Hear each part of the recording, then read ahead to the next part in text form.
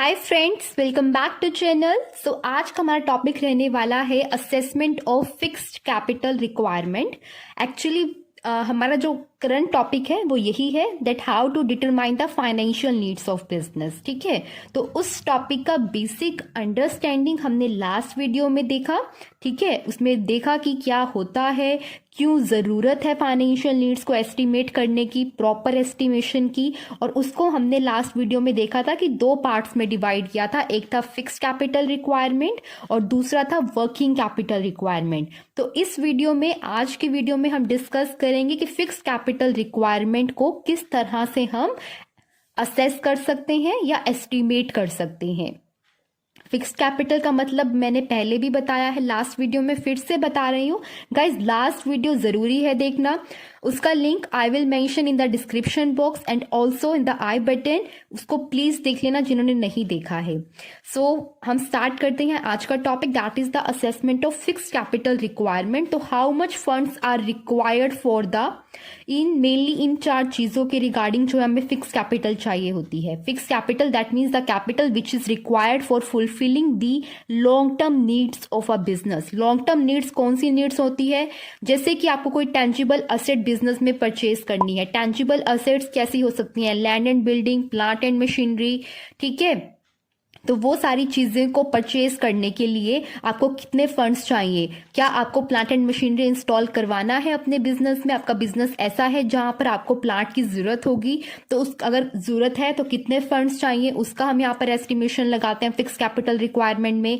Intangible assets के ऊपर आपको कितना खर्च करना पड़ेगा? इनटेंजिबल असेट्स कौन सी होती हैं जिन्हें हम फील कर सकते हैं सिर्फ, बट उनको टच नहीं कर सकते। ठीक है, जैसे कि हमारा जो गुडविल है बिजनेस की, that is the intangible asset. ठीक है, you can only feel it but you can't touch it.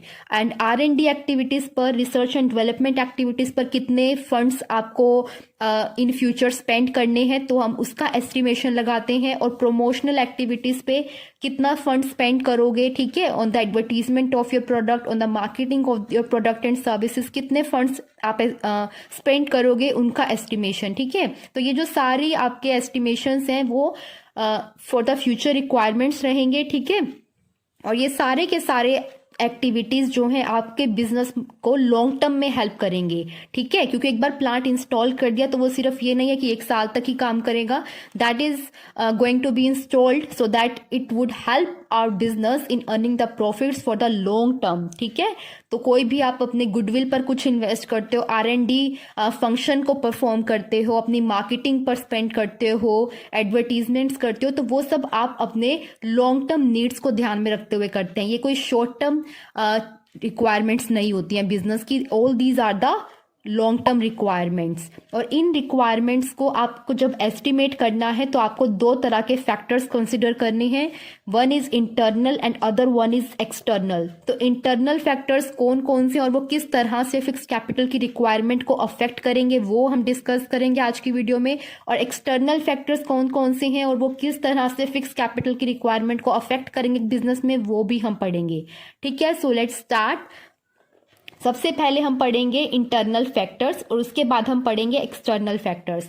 Internal factors that means जो कि बिजनेस के रिलेटेड होंगे, with in the business factors, मतलब कि जो बिजनेस के विद इन है, मतलब कि कोई भी एक्सटर्नल थिंग नहीं है, विद इन द बिजनेस, जो बिजनेस के कंट्रोल में है, वो फैक्टर्स कौन कौन से हैं। ठीक है, जो हमें ध्यान रखने हैं while making the estimation regarding the fix capital requirements.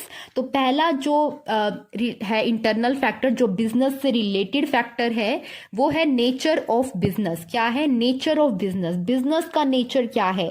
Nature of business की बिजनेस किस तरह के बिजनेस में इन्वॉल्व है। क्या वो मैन्युफैक्चरिंग बिजनेस करता है या फिर वो ट्रेडिंग बिजनेस करता है? मैन्युफैक्चरिंग दैट मीन्स खुद के प्रोडक्ट्स को बनाना, और ट्रेडिंग मीन्स बने बनाए प्रोडक्ट्स को पीछे से वेंडर से लेना और आगे बेचना। That means a kind of reselling business.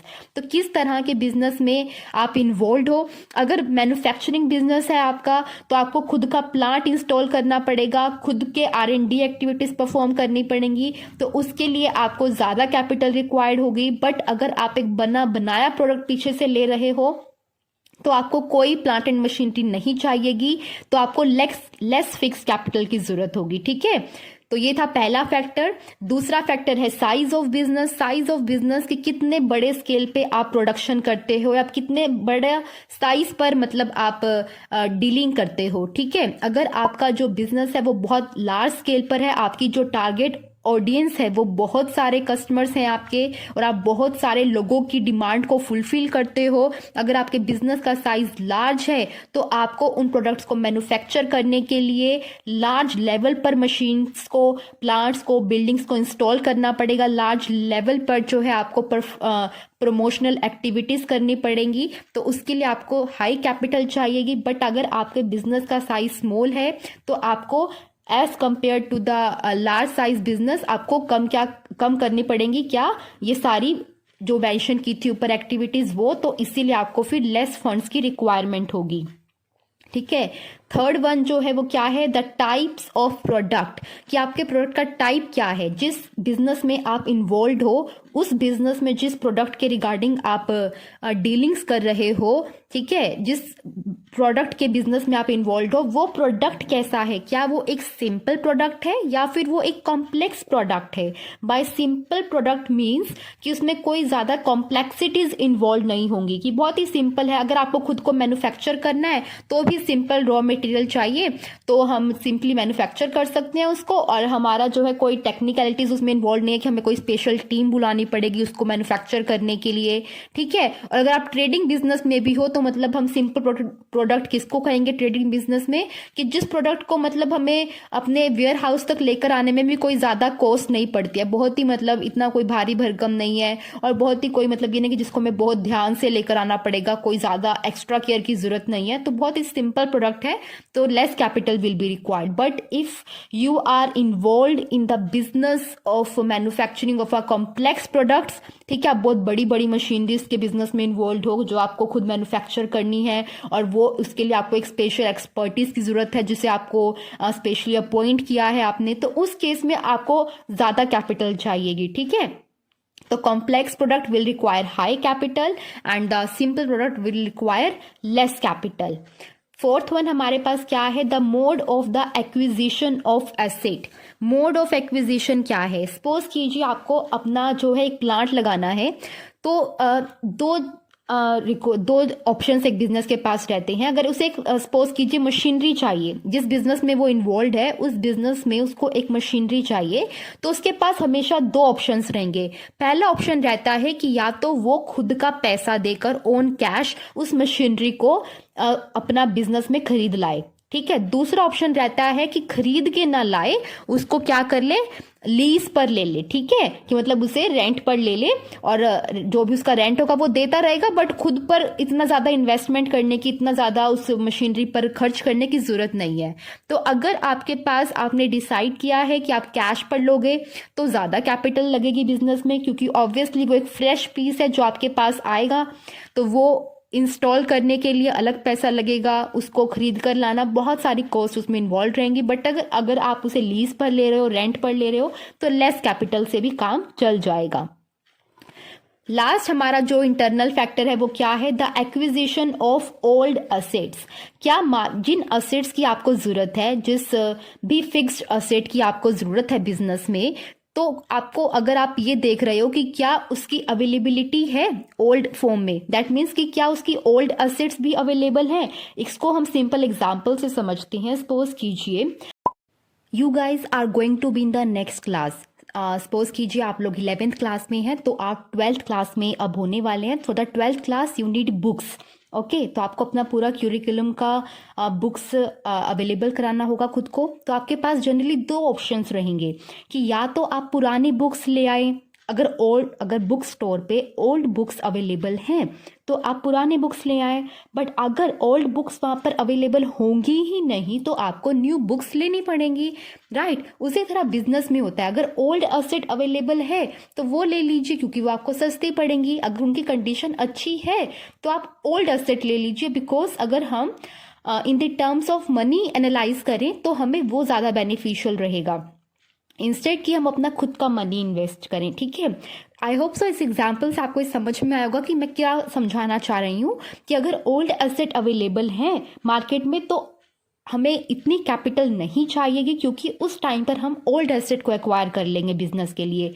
But अगर ओल्ड एसेट की अवेलेबिलिटी नहीं है बिजनेस में, सॉरी इन द मार्केट, अगर ओल्ड एसेट की अवेलेबिलिटी नहीं है then we need more capital because we have to invest our own money in the purchase of that required asset. ठीक है, तो ये थे हमारे सारे इंटरनल फैक्टर्स। ठीक है, 4 इंटरनल फैक्टर्स थे जो हमने देखे। And now we are going not 4, it's more than 4, it's almost 5. First is nature of business, second size of business, third is type of product, fourth one is mode of acquisition, and the last one is acquisition of old assets. So how these 5 factors affect the requirement of fixed capital in the business, वो हमने देख लिया है। अब हम move कर रहे हैं एक्सटर्नल फैक्टर्स की तरफ कि कौन कौन से एक्सटर्नल फैक्टर्स अफेक्ट करते हैं बिजनेस में फिक्स कैपिटल की रिक्वायरमेंट को। ठीक है, तो सबसे पहला एक्सटर्नल फैक्टर जो कि है वो कौन सा है? एक्सटर्नल फैक्टर से हमारे मतलब है आउटसाइड द बिजनेस, जो कंडीशंस बिजनेस को अफेक्ट करती हैं, which are not present within the business and are not related to the nature of business और size of business. The conditions, the factors which are present outside the business but still have an impact on the business, वो सारे हमारे external factors रहते हैं।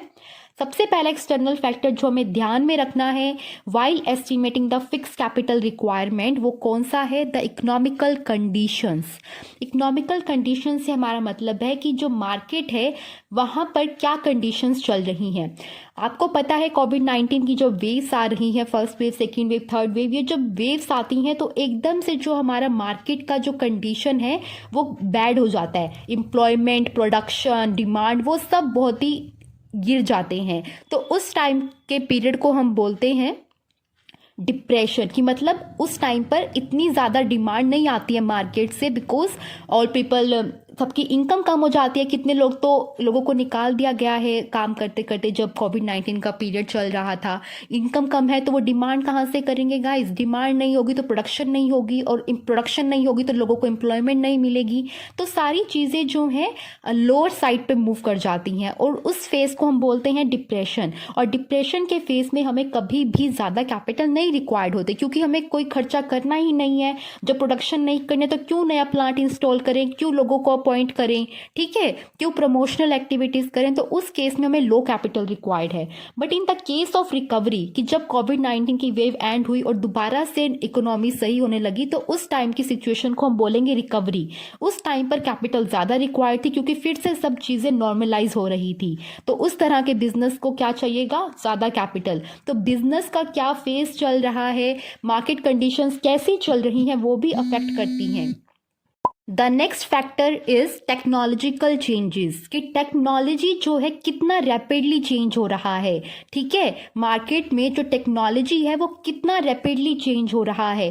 Suppose कीजिए जो technology में changes हैं वो बहुत ही रैपिडली हो रहे हैं, दैट मीन्स बहुत फ्रिक्वेंटली हो रहे हैं। तो उस तरह की सिचुएशन में एक बिजनेस को ज़्यादा फंड्स रिक्वायर्ड होंगे। क्यों? क्योंकि जब भी कोई न्यू टेक्नोलॉजी आएगी तो बिजनेस को भी उस न्यू टेक्नोलॉजी को अडॉप्ट कर अपनी बिजनेस की मैन्युफैक्चरिंग एक्टिविटीज़, प्रमोशनल एक्टिविटीज़ को चेंज करना पड़ेगा, और उसके लिए हमें ज़्यादा कैपिटल की रिक्वायरमेंट होगी। सपोज कीजिए कोई भी मोबाइल फ़ोन की कंपनी है, उसने कोई भी नया एकदम से इनोवेटिव सा फीचर अगर इंट्रोड्यूस कर दिया है, तो बाकी सारी बिजनेस को, जो दूसरे मैन्युफैक्चरर्स हैं मोबाइल फ़ोन के, दूसरी कंपनीज हैं, एप्पल ने कुछ इंट्रोड्यूस कर दिया है, तो बाकी जो है स्मॉल प्लेयर्स हैं in the market, like the Samsung, the other ones, the OnePlus, the Oppo, they also will try to match up to certain point. वो भी कोशिश करेंगे कि शायद ये फीचर हम भी इंट्रोड्यूस कर सकते हैं, वो भी उस टेक्नोलॉजी को अडॉप्ट करने की कोशिश करेंगे, ताकि वो भी कहीं ना कहीं मार्केट में बने रहें। तो टेक्नोलॉजी, अगर आपका बिजनेस इस तरह का है जहाँ पर टेक्नोलॉजी बहुत ज़्यादा रैपिडली चेंज हो रही है, तो उस केस में आपको ज़्यादा कैपिटल की रिक्वायरमेंट होगी। बट आपका बिजनेस ऐसा है जहाँ पर टेक्नोलॉजी इतना ज़्यादा इम्पैक्ट नहीं डालती, तो वहाँ पर आपको इतनी कैपिटल की रिक्वायरमेंट नहीं होगी। नेक्स्ट फैक्टर है degree of competition. Degree of competition से हमारा मतलब है कि कितना ज़्यादा कंपटीशन है मार्केट में उस बिजनेस के रिगार्डिंग जिसमें आप इन्वॉल्व हो। सपोज कीजिए आप इन्वॉल्व हो इन द बिजनेस ऑफ मैन्युफैक्चरिंग, तो मैन्युफैक्चरिंग का जो बिजनेस है, क्या आप अकेले मैन्युफैक्चरर हो उस पर्टिकुलर प्रोडक्ट के, ठीक है। कोई क्लोथिंग का बिजनेस है, आप क्लोथ मैन्युफैक्चर करते हो, आपकी अपनी फैक्ट्रीज हैं, सो क्या आप अकेले मैन्युफैक्चरर हो, क्या आपके कितने मैन्युफैक्चरर्स और हैं उसी मार्केट में आपके आसपास जो सेम तरह की सर्विस या सेम तरह के प्रोडक्ट्स प्रोवाइड कर रहे हैं। जितने ज़्यादा आपके कॉम्पिटिटर्स होंगे उतने ज़्यादा जो है आपको फंड्स चाहिएंगे उनसे आगे रहने के लिए, ताकि आप उनसे बेटर प्रोडक्शन एक्टिविटीज़ कर सको, उनसे ज़्यादा प्रमोशंस कर सको अपने प्रोडक्ट के, ताकि आप क्या कर सको, उनसे आगे बने रहो। बट जितने ज़्यादा कम कॉम्पिटिटर्स होंगे आपके इन दी मार्केट, उतनी ज़्यादा कम फंड्स आपको रिक्वायर्ड होंगे, क्योंकि आपको उस टाइम पर ज़्यादा स्पेंड करने की जरूरत नहीं होगी ऑन द प्रमोशनल एक्टिविटीज़ और ऑन अदर R&D एक्टिविटीज़, ठीक है। So that is the degree of competition, how it will affect. Next one is shift in consumer preferences. This is the last external factor, the shift in consumer preferences. That means कि consumer की जो requirements हैं, जो वो preference हैं उनकी, वो कितनी ज़्यादा change होती हैं, कितना ज़्यादा उनमें shift आता है। अगर वो frequently change हो रही हैं, consumer की आज कुछ और डिमांड है, जैसे फैशन इंडस्ट्री, अगर आप फैशन इंडस्ट्री में हो तो ऑब्वियसली आपको जो है ज़्यादा फंड्स चाहिए, क्योंकि वहाँ पर जो फैशन है वो कंसिस्टेंटली, मतलब कि थोड़े टाइम बाद चेंज होता ही रहता है, फिर कोई नई चीज़ आ गई, फिर कोई नई चीज़ आ गई, तो कंज्यूमर भी उन्हीं नई चीज़ों के रिगार्डिंग जो है ज़्यादा प्रेफरेंस देता है कि मुझे भी वो नया प्रोडक्ट ही चाहिए, और जो वो प्रोवाइड करेगा वो उसकी तरफ स्विच कर जाएगा। इसीलिए you will require more capital, क्योंकि फिर आपको उन सारे प्रोडक्ट्स को जो है लॉन्च करना पड़ेगा, और कौन से प्रोडक्ट ज़्यादा प्रेफर कर रहे हैं कंज्यूमर्स, उसके लिए आपको R&D एक्टिविटीज़ करानी पड़ेंगी, रिसर्च करानी पड़ेगी। तो in that case you will need more capital. But in other situation where the consumer preferences are not changing frequently, कि कंज्यूमर की जो प्रेफरेंसेस हैं वो इतनी ज़्यादा चेंज नहीं हो रही हैं। सपोज कीजिए आपका फर्नीचर का बिजनेस है, आप फर्नीचर बनाते हो, तो फर्नीचर में जो कंज्यूमर की प्रेफरेंसेस हैं वो इतनी ज़्यादा फ्रीक्वेंटली चेंज नहीं होंगी जितनी कि एक फैशन इंडस्ट्री में होती हैं, ठीक है। तो in that case you will require less capital. तो यही हमारे पास चीज़ें थी, the internal factors, the external factors, the assessment of the fix capital requirement of a business. I hope so आपको ये दोनों फैक्टर्स समझ में आ गए हैं। और एक और बात, ये सारे के सारे नोट्स जो भी हैं ये सब आपको अवेलेबल हैं गाइस, लिंक मेंशन रहता है डिस्क्रिप्शन बॉक्स में, ठीक है, उन PDF नोट्स का, जो कि आपको ये अवेलेबल है सारे। मेरा टेलीग्राम चैनल है एडुकॉम के नाम से, आप प्लीज़ उसको सब्सक्राइब कर लीजिए, उस चैनल को ज्वाइन कर लीजिए, तभी आपको ये सारे नोट्स अवेलेबल हो पाएंगे। और उस चैनल का लिंक मेरे डिस्क्रिप्शन बॉक्स में हमेशा रहता है, ठीक है। तो ये आपको इजीली अवेलेबल है सारे नोट्स, अगर कोई लेना चाहता है तो वहाँ पर आपको ये अवेलेबल है। और मुझे प्लीज़ बताना how you guys are liking the content और नॉट लाइकिंग द कंटेंट, ठीक है। और अगर अच्छा लगे तो प्लीज़ लाइक कर जाना वीडियो को, नए आए हो तो चैनल को सब्सक्राइब कर देना। Thank you very much for watching my content, bye bye.